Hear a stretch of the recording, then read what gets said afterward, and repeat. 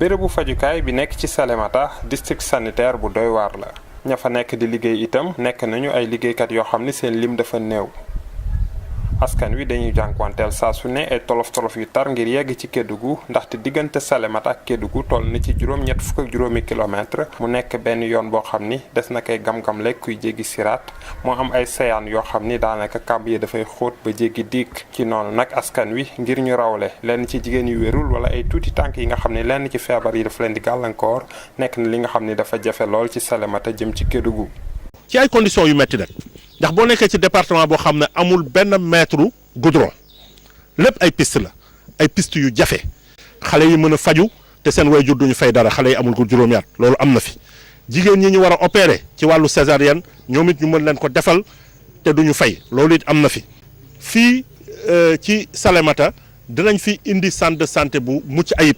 bu nga xam ne wax dëgg yàlla dina mën a def liggéey bi yeneen centre de santé di def feneen ci réew mi loolu am na solo. jafe-jafe yooyu nga xam ne askan wi boobu ak néega ni ñu ngi koy jànkuwanteel ci yoon boobule kii di préfet bu Salémata di Mamadou Xuma mi ngi xam le ni dootul yàgg dara ñu daal di defar yoon boobule. jigéen ju fi matu par exemple Ubaji war a ñëw Salémata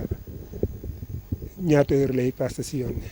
su ñëwee ba Salémata nu ne ko par exemple am na ay complications fii amul gynécologue dañuy obligé évacuer ko sa Kédougou 80 kilomètres. 80 kilomètres tey bi ngeen di ñëw def ngeen 3 heures de temps si yoon est-ce que jigéen jooju mën na xaar 80 kilomètres mais jigéen jooju soo ko yóbboo Kédougou aussi